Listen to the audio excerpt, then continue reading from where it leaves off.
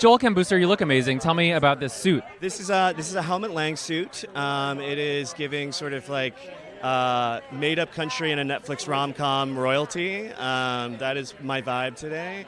And the prince who didn't know he was a prince is It's really working.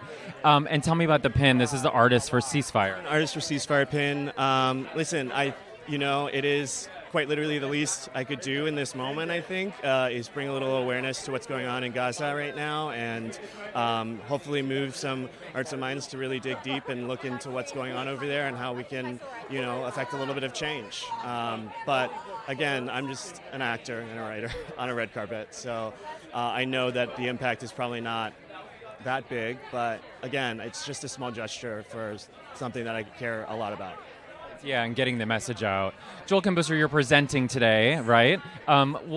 First of all, do you ever get nervous getting up on stage? You're on stages every night, so. Yeah, it's a little different here, though, because normally I'm on stage in front of people who either don't care if I live or die or really, really like me.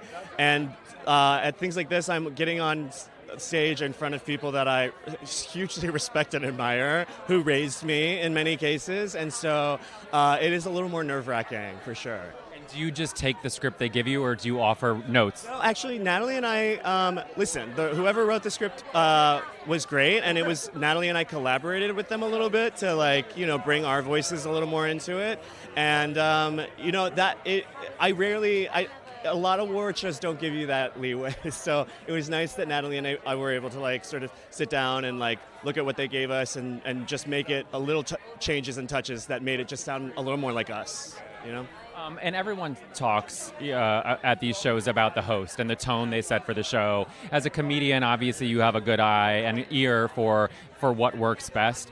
What can you say about Aidy Bryant, or tell me this: what kind of tone do you appreciate when you watch an award show? Because you're also somebody who loves this culture too. So what do you look for? What do you like? What do you respond to most? For me, first of all, I think Aidy is a brilliant choice for this gig. I think that she brings sort of a comedic aloofness, but also a reverence too, which I think is the key. Is that yes, I think we want to be roasted a little bit. We want, you take the piss out of Hollywood a little bit, but there has to be sort of a baseline reverence for it too. You have to love the movies and the awards of it all and things like that. And so you can sort of tell when it's coming from a place of superiority versus irreverence. And I think that's the key is the best hosts, I think, in my opinion, come to it with a knowledge and a love for Hollywood and movies and TV, but also love it enough to know what they can make fun of, And so I think striking that balance is really difficult, and I think it's one I expect Aidy to pull it off without a hitch. And then I wanted to ask you too, we're standing here on what could be the precipice of major change instituted by AI and Sora and all these things. How are you feeling as a creator? I mean, you're more than an actor. You're a writer, a producer, somebody who works in all facets of the business. Are you scared about what's to come? Yeah, absolutely. I think it's really it's nerve-wracking, and I think the advances that we're seeing, it's happening quicker than I think we're able to adjust to it.